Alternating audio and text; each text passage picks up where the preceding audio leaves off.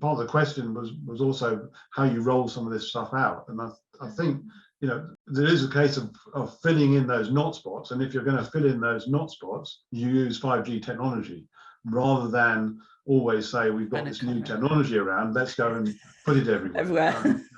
You are going to make hopefully the world a better place because you've got a better tool in your toolbox. So, you know, it is about addressing the weaknesses in our existing network, and as we need better communications while we're on the roads or in the railways or drone operations or lots and lots of special use cases, they can all be helped with by having, you know, a better tool than yes, it's very much the question of, you know, your standard handset that you've got at the moment, you know, your mobile phone.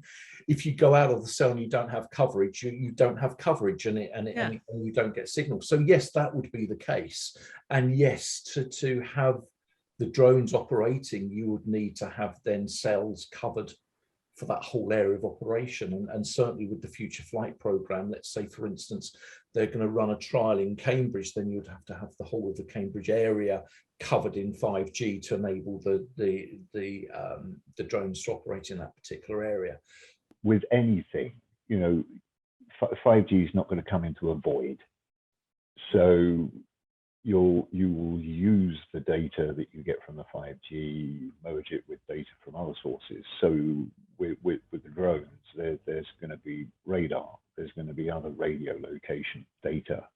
It's all available on open platform. So yes, you will have varying degrees of oversight depending on the frequency of the data that you're receiving, and you will use 5G to augment that where it's needed.